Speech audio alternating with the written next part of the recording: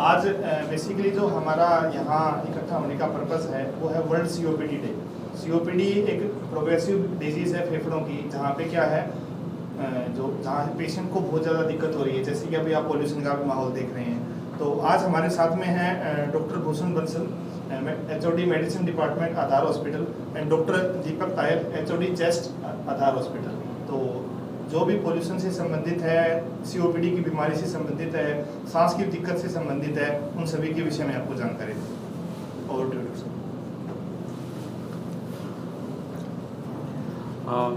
World COPD day हर साल हम मनाते हैं, जिससे कि हम सीओपीडी के बारे में जो भी अवेयरनेस है या कोई कैंपेन है। जो सीओपीडी हमारा मोस्टली हम देखते हैं इंडिया में second leading cause of death है, जो हम टोटल कार्डियक कॉजेज़ के बाद it is the second leading cause of death. जो सीओपीडी बेसिकली बीमारी है, इसमें हमारे लंग्स में परसिस्टेंट एक एयर फ्लो लिमिटेशन और एक ऑब्स्ट्रक्शन रहती है, जिसके कारण पेशेंट को सांस लेने में काफ़ी कठिनाई होती है।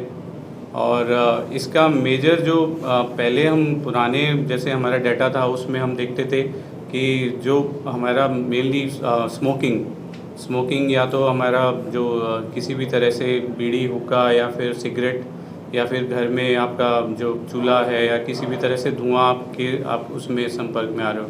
लेकिन जो अब नया डाटा आ रहा है उसमें हमारा सीओपीडी का मेन एक जो कॉज है वो एयर पोल्यूशन। जो हम देखते हैं कि अब पिछले 10 साल के डाटा में हम देखते हैं कि जो नॉन स्मोकर्स हैं उनको भी जो हमारा एनवायरनमेंट है, एनवायरनमेंट रिलेटेड जो हमारा आजकल स्मोक है, वो उससे इन पेशेंट्स को सीओपीडी हो रहा है। सो इस साल की जो सीओपीडी डे की जो एक उन्होंने वो रखा हुआ है कि breathing is life, act earlier.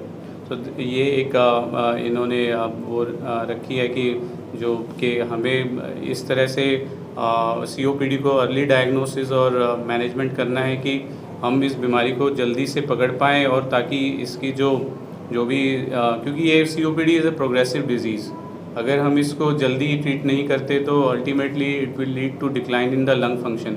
तो हमारे लंग फंक्शन को काफ़ी ज़्यादा अफेक्ट करेगा, और उसके बाद समटाइम्स जो पेशेंट के फिर बहुत मुश्किल होता है ऐसे पेशेंट्स को मैनेज करना। तो जितना जल्दी हम सीओपीडी की को डायग्नोस करेंगे, उतना जल्दी हम इसका ट्रीटमेंट और जो उसके बाद दूसरे उसके फैक्टर्स हैं उनको हम कंसिडर कर पाएंगे कि पेशेंट इस चीज़ से काफ़ी जल्दी उसको आराम मिले। सर बेसिकली जो सीओपीडी का प्रेवलेंस है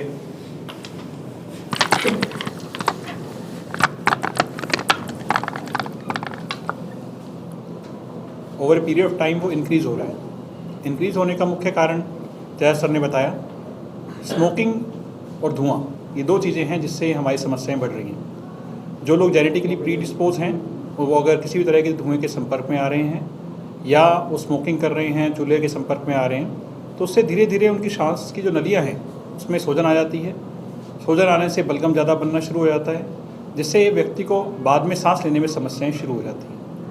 तो इसमें जितना जल्दी उस समस्याओं को आइडेंटिफाई कर लिया जाए उतना जल्दी उसका ट्रीटमेंट हम शुरू कर सकते हैं, जिससे कि डिजीज़ को एक तो बढ़ने से रोका जा सकता है, और सेकेंडली अर्ली ट्रीटमेंट से जो समस्याएं बाद में किस स्टेज में व्यक्ति को होने वाली हैं उनसे भी हम बच सकते हैं।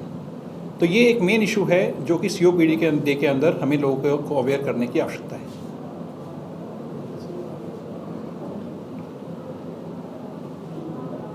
तो डॉक्टर साहब, जैसे ये आप बताया धुआं जैसे स्मोकिंग का है या जो स्मोक का है या वो जो फसल कटती है जलाते हैं, तो इनमें भी अंतर है क्या कि कौन सा धुआं ज़्यादा खतरनाक है, इससे या बराबर ही है ये भी? नहीं, ऐसा कोई डाटा नहीं है कि भाई कौन सा धुआं ज़्यादा खतरनाक है, लेकिन आमतौर पे इन सभी से ही समस्याएं हमारी बढ़ती हैं। पहले जो लोग स्मोकिंग करते थे या चूल्हे के संपर्क में आते थे उनमें ज़्यादा सीओपीडी पाया जाता था, लेकिन अब जो अर्बन पॉपुलेशन है जहाँ पे पोल्यूशन मेन प्रॉब्लम है, हो सकता है बहुत सारे लोग हम में से स्मोक नहीं करते हो, लेकिन आजकल अब जो एनवायरनमेंट है उसमें डे टू डे में पोल्यूशन बहुत ज़्यादा बढ़ रहा है, चाहे वो व्हीकल ट्रैफिक की वजह से हो, चाहे वो पराली की वजह से हो, चाहे वो इंडस्ट्रियल पोल्यूशन हो। वो सारा पोल्यूशन जब अल्टीमेटली जब हम इनहेल करते हैं तो उससे हमारी सांस की नलियों के अंदर सूजन आने की संभावनाएं बढ़ जाती हैं। जो हम AQI की डेफिनेशन जैसे हम कहते हैं ना, जो हम जो डेली कह रहे हैं AQI इतना है, PM 2.5, PM 400 भी आ गया। हाँ, तो वो जो जितना हम कह रहे हैं कि अगर इट इज़ मोर देन 200 जो भी अर्बन पॉपुलेशन के जो, तो अब AQI 400 में ऑलमोस्ट हम कह रहे हैं कि डेली अगर हम इतना ये AQI 400 रह रहा है तो नॉर्मल इंसान भी around 1 packet of cigarette, around 20-25 cigarette तो वो डेली अपने आप ही पी रहा है। तो वो स्मोक नहीं कर रहा, वो स्मोकिंग नहीं कर रहा एक्टिव, बट वो उस धुएं को तो पी रहा है। तो उससे उसके लंग्स को कहीं ना कहीं ने लॉन्ग टर्म अगर ये बहुत लंबे टाइम तक वो रहेगा ऐसे एक्सपोजर में, तो उसके लंग्स पे कहीं ना कहीं COPD के इफेक्ट्स आने लगेंगे, जिसमें कि बेसिक उसको थोड़ा सांस में दिक्कत हो, या बलगम ज़्यादा बने, या उसके गला बार बार ख़राब हो। और भी इसके अब COPD के बाद हम देखते हैं कि COPD एक सिस्टमिक, कई बार सिस्टमिक डिसऑर्डर भी एक तरह से बन जाता है कि COPD होने के बाद पेशेंट को कोई कार्डियक इश्यूज़ भी आ जाते हैं, उसकी बोन्स वीक हो जाती हैं, मसल्स वीक हो जाती हैं, और एक तरह से एक्ट एज है कि जिसमें हमें मल्टी डिसऑर्डर एक तरह से हमें उसका ट्रीटमेंट करना पड़ता है। और अब इसके लिए अब जैसे हम देखते हैं कि COPD में बड़ी आसानी से हम डायग्नोसिस पहले बना लेते हैं कि हमें अगर लग रहा है किसी पेशेंट को प्रोग्रेसिव डिजीज़ है और उसका सांस फूल रहा है, और तो हम पहले स्पायरोमेट्री, हमारे पास टूल्स हैं जिससे कि हम पहले डायग्नोसिस कर सकते हैं COPD का। और उसके बाद हम देखते हैं कि बड़ा सिंपल है इसका ट्रीटमेंट, कोई ऐसा कोई वो नहीं है कि बहुत ही कॉम्प्लेक्स हो, जिसमें मेनली ब्रोंकोडायलिटस पेशेंट को हम प्रिस्क्राइब करते हैं, जिससे कि पेशेंट के सांस में आराम मिलता है। और वी एडवाइस कि अगर वो स्मोकिंग करंट स्मोकर हैं तो उनको बंद करना चाहिए, या फिर उनका कोई ऐसा एक्सपोजर है जहाँ पे बहुत ज़्यादा धुआं है या फिर पोल्यूशन है तो उससे आसपास वो ना जाएं, या वहाँ से अपना कोई और एक ऑक्यूपेशनल एक्सपोजर भी बहुत इम्पोर्टेंट है। अब बहुत सारे पेशेंट आते हैं जिनका धूल मिट्टी का काम है, स्टोन क्रैशर का काम करते हैं, या इंडस्ट्रियल एक्सपोजर है पोल्यूशन का, तो उन सब से भी उनको बचने की ज़रूरत है। तो अब COPD में हम मोस्टली काफ़ी आइडेंटिफाई कई बार नहीं हो पाता, क्योंकि हम देखते हैं 50% पेशेंट्स जो COPD के हैं उनको पता ही नहीं होता कि उन्हें COPD है। तो एक तो इसका डिटेक्शन बहुत इम्पोर्टेंट है, तो इसलिए ये हम एक अवेयरनेस के लिए एक COPD डे का एक ये है कि प्रोग्राम के, जिसमें कि अगर किसी को भी इस तरह के सिम्टम है तो पहले जाके अपने डॉक्टर से इस तरह वो डायग्नोसिस बने कि COPD के तो कोई लक्षण नहीं है उसमें। तो डॉक्टर साहब इसमें जैसे एक तो बचाव कैसे किया जाए, अगर ये बीमारी का रेशो अगर बात की जाए 100 में से कितने लोग पीड़ित पाए जाते हैं, और थर्ड कि इसका डेथ रेशो कितना है, मतलब अगर वर्ल्ड की और इंडिया की बात की जाए। जैसे वर्ल्ड में हम कह रहे हैं कि इंडिया में ऑलमोस्ट 40 मिलियन, लगभग 3 से 4 करोड़ लोग इंडिया में हैं जो करंटली COPD के हो सकते हैं। अब उसमें आप लगा लो कि हम पर 100 की बात करें तो 4 से 5 लोगों, 3 to 4 person can have COPD, वो लेकिन उसमें डायग्नोसिस टाइमली नहीं हो पाता, क्योंकि अर्ली COPD को डिटेक्ट करना एक मुश्किल है, क्योंकि जब तक वो स्पायरोमेट्री में नहीं आएगा तो अर्ली COPD डिटेक्ट नहीं होता। बहुत सिम्टम्स इतने माइल्ड होते हैं कि कई बार पेशेंट उनको सहन कर लेता है, लेकिन कई बार माइल्ड टू मॉडरेट COPD में वो पेशेंट कई बार अपने आप ही कई बार दवाई लेता रहता है, दिखाता नहीं है टाइम से। तो ये काफ़ी मतलब एक बताया जैसे कि मैंने कार्डियक कॉजेज़ के बाद सेकंड लीडिंग कॉज है जिससे कि मोर्टेलिटी होती है इंडियन डाटा के अकॉर्डिंग, और ऐसा ये मतलब ऐसा नॉन कम्युनिकेबल डिजीज़ है जिससे कि मोर्टेलिटी को हम कम कर सकते हैं फ्यूचर में अगर इसका करेक्ट ट्रीटमेंट पेशेंट को दिया जाए तो डॉक्टर साहब आप बताओ कि किस तरह की दवाई का इस्तेमाल किया जाना चाहिए बचाव के लिए, डॉक्टर ट्रीटमेंट वो किस तरह का है और कैसे। COPD के ट्रीटमेंट में जो समस्याएं हैं वो बेसिकली लोगों के परसेप्शन की हैं। सबसे बड़ी जो समस्या है, हमें कोई भी प्रॉब्लम है अगर हमारे किसी भी अंग में, तो हम आजकल टारगेटेड और प्रिसीजन मेडिसिन का ज़माना है। पहले क्या था कि भाई कोई भी समस्या है तो एक गोली खा ली, वो गोली पूरे शरीर में जा रही है, जहाँ उसकी आवश्यकता है वहाँ भी और जहाँ नहीं है वहाँ भी। लेकिन 2023 में अब जो समय है वो है टारगेटेड मेडिसिन का, यानी कि जिस अंग में आपको समस्या है वहीं पे ही दवाई जाए, वहीं पे असर करे, बाकी शरीर उससे अफेक्ट ना हो। तो इस COPD के ट्रीटमेंट में जो मेन जो कॉर्नर स्टोन है वो है inhalation therapy. Inhalation therapy basically inhalers के माध्यम से दी जाती है, जिसमें दवाई की मात्रा काफ़ी कम रहती है, जिससे कि व्यक्ति को एक तो आराम जल्दी आता है, दूसरा उसके साइड इफ़ेक्ट्स नहीं रहते, क्योंकि जो दवाई की मात्रा है वो इतनी कम है कि अगर आप उसको टैबलेट से कंपेयर करेंगे तो उस टैबलेट से लगभग 30 गुना कम मात्रा में हम दवाई पेशेंट को दे रहे हैं, तो उससे जल्दी रिलीफ प्लस लंबे समय तक रिलीफ रहता है। तो लोगों को बचाव के लिए क्या संदेश देंगे आप, कैसे बचा जाए लोगों को? बचने के लिए सबसे पहले वही दो तीन मेन फैक्टर्स हैं।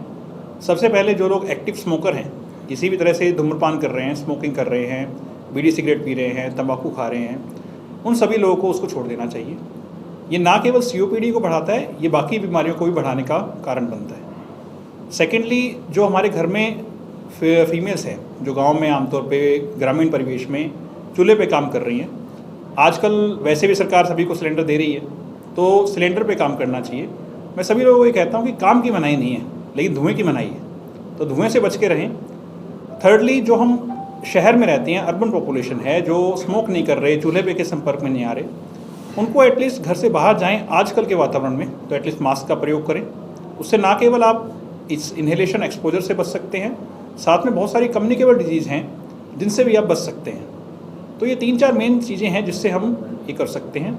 इसके अलावा जो हेल्दी लाइफस्टाइल है, हमारी डेली एक्सरसाइज है, योगा है, डीप ब्रीदिंग एक्सरसाइजेज हैं, ये भी आपकी इम्यूनिटी को बूस्टअप करने में हेल्प करती हैं। तो लॉन्ग टर्म में ये आपको डिजीज़ प्रोग्रेशन में और डिजीज़ प्रिवेंशन में हेल्प करेंगे। तो इस डॉक्टर साहब, आजकल एक प्रचलन चला हुआ है हुक्के का। वो कहते हैं कि हुक्के का पानी वो खुद से फिल्टर हो गया, इस टाइप से आता है, तो उससे भी ये बीमारी कितनी घातक है? जो हुक्का है उसके अंदर पहली बात तो ऐसा है नहीं कि उससे कोई साइड इफ़ेक्ट्स नहीं है। ये एक कॉमन मिसबिलीफ है कि हुक्का पीने से कोई साइड इफ़ेक्ट नहीं होते, पानी में छन के आता है तो इसलिए तंबाकू को असर नहीं रहता।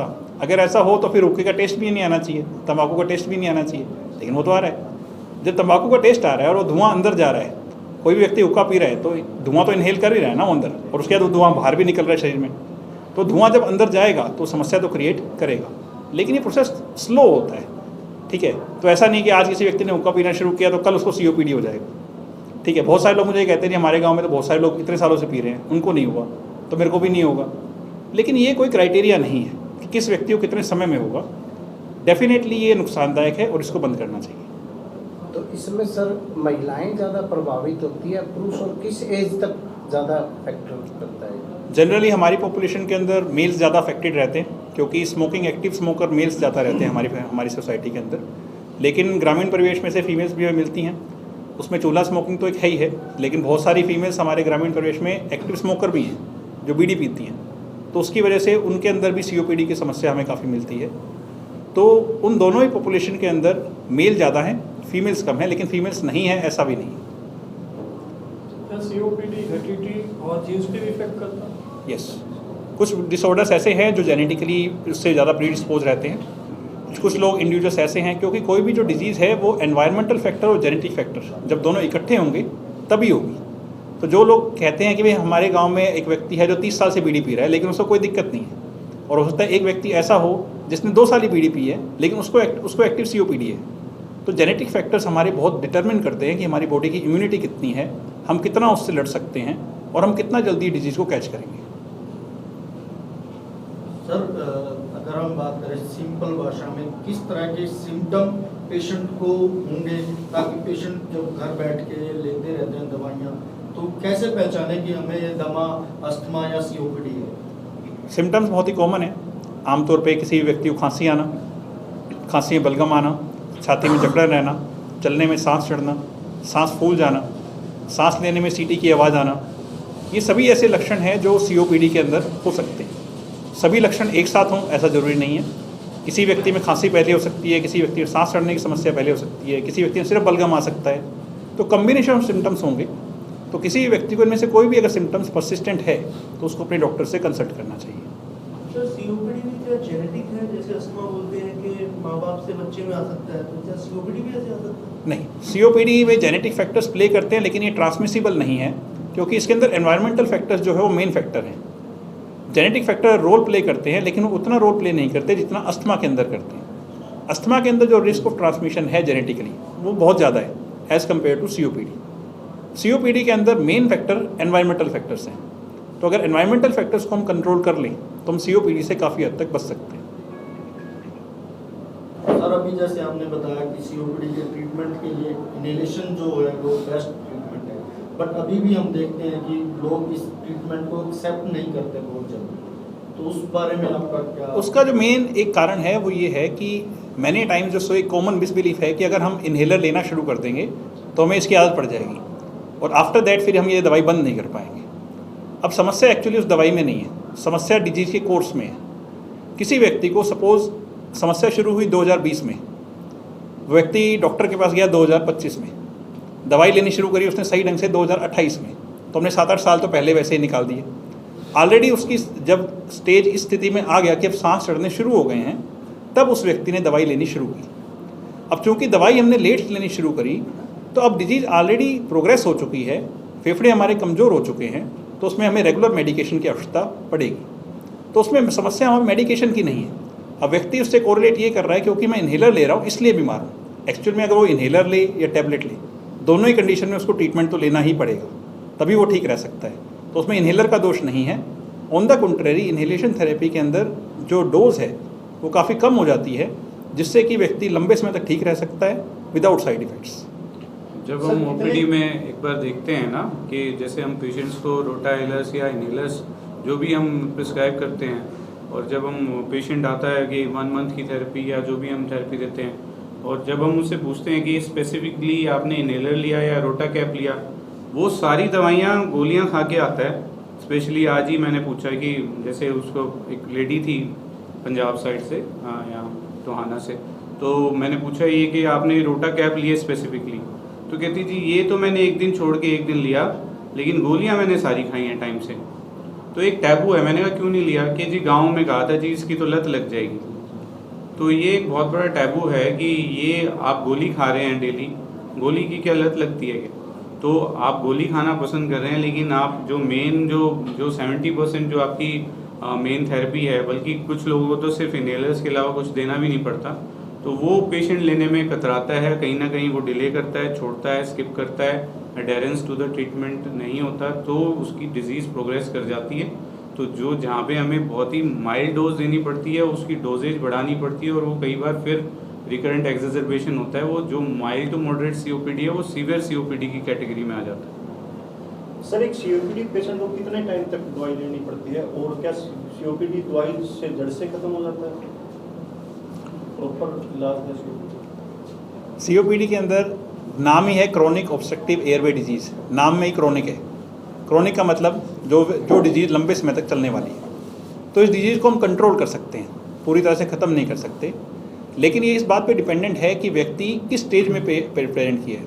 अगर कोई व्यक्ति जल्दी आ जाए, अर्ली डिटेक्शन हो जाए, जहाँ पे फेफड़ों में परमानेंट डैमेज बहुत ज़्यादा नहीं हुआ है, तो व्यक्ति को हम ये बता सकते हैं कि आपकी डैमेज का कारण ये है, और उस एक्सपोजर से अगर वो व्यक्ति बच जाए तो डिजीज़ प्रोग्रेशन नहीं होगा, तो इन दैट केस व्यक्ति को बहुत ज़्यादा दवाइयों की आवश्यकता नहीं पड़ेगी। लेकिन जिन लोगों के फेफड़े ऑलरेडी ख़राब हो चुके हैं, उन लोगों के अंदर दवाई उनको रेगुलरली लेने की आवश्यकता पड़ेगी। इसमें बेसिकली वो एक क्रॉनिक ऑब्स्ट्रक्टिव पल्मोनरी डिजीज़ है सीओपीडी। सो जो पेशेंट्स जो करंट स्मोकर्स हैं, अगर वो अपनी स्मोकिंग छोड़ देते हैं, आफ्टर 1 और 2 ईयर्स हम देखते हैं कि जो क्वांटिटी ऑफ इनहेलर्स हैं या फिर जो मेडिकेशन है उनकी डोज बहुत कम हो जाती है over the period of time. और कुछ पेशेंट्स को तो ऐसा होता है कि उनको समर्स में बहुत कम डोजेज या वो इनहेलर्स की ज़रूरत ही नहीं पड़ती। विंटर्स में और जब ये पॉल्यूशन का एक सीज़न होता है हमारा, उस टाइम पे उन पेशेंट्स को इनहेलर्स लेने पड़ते हैं, अदरवाइज दे बिकम स्टेबल, कि हम उनको कहते हैं स्टेबल सीओपीडी है, कि उनको ऑन एंड ऑफ वो ट्रीटमेंट चाहिए होता है। रेगुलर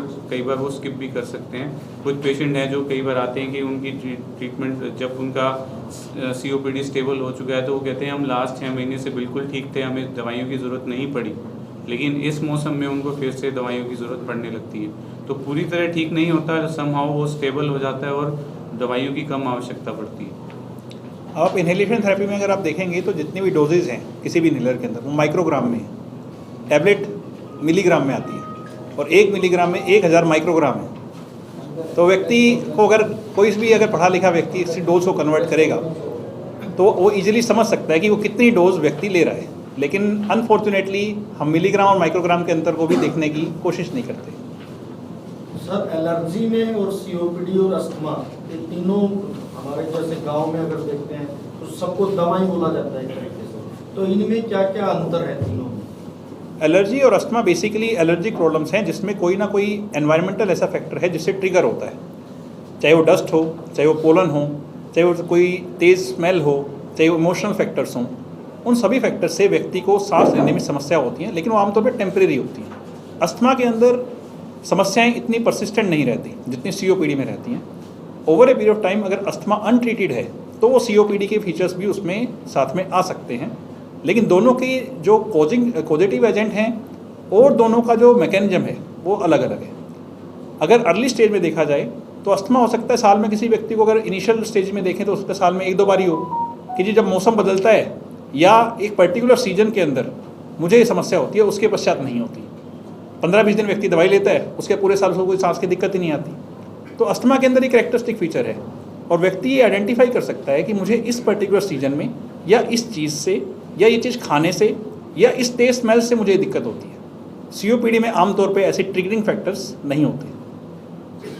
एक अब हम कहते हैं अस्थमा सीओपीडी ओवरलैप है, जहाँ पे पेशेंट करंट स्मोकर है लेकिन साथ में उसको एलर्जिक इश्यूज भी हैं, कि मान लो उसको साथ में हम कह रहे हैं कि उसको अस्थमा के फीचर्स भी हैं बट वो सीओपीडी भी है, तो हम कहते हैं हमें कॉम्बिनेशन का ही दोनों का ट्रीटमेंट देना है उसको। तो एक तो उसको यही एडवाइस करना है कि आप सीओपीडी की तरह आप स्मोकिंग बंद करें जिससे कि आपका सीओपीडी ठीक हो, लेकिन कहीं ना कहीं उसको बैकग्राउंड कोई एलर्जेंस हैं जो उसके एनवायरनमेंट में हो सकते हैं, उससे वर्क रिलेटेड हो सकते हैं जहाँ पे वो काम कर रहा है, तो वो हमें उस केस में हमें as a asthma COPD overlap करके जिसमें हमें दोनों का ट्रीटमेंट उस पेशेंट को देना होता है अकॉर्डिंगली। तो ये सब इश्यूज हैं हमारे बेसिकली सीओपीडी में। अब ट्रीटमेंट डिपेंड करता है स्टेजिंग पे कि आप कौन सी स्टेज में आप सीओपीडी आपके पास आ रहा है। अगर पेशेंट काफ़ी स्टेबल सीओपीडी है तो मोस्टली आजकल हम कहते हैं कि इनहेल स्टेरॉइड्स का बहुत ज़्यादा रोल नहीं है, we can give only bronchodilators. और एज प्रोफाइल अगर बहुत ज़्यादा है तो नेबुलाइजर्स का काफ़ी अच्छा रोल है, जिसमें कि अगर बच्चे और बड़े जो इनहेलर्स या रोटाइलर नहीं ले पाते उनको हम इनहेलर्स की जगह हम नेबुलाइजर्स प्रिस्क्राइब कर सकते हैं। और अगर वो पेशेंट बार बार सीओपीडी में लैंड अप कर रहा है तो उसका जो लंग फंक्शन है वो रैपिड डिक्लाइन करेगा और कहीं ना कहीं उसमें मोर्टेलिटी के चांसेस बहुत ज़्यादा बढ़ जाते हैं।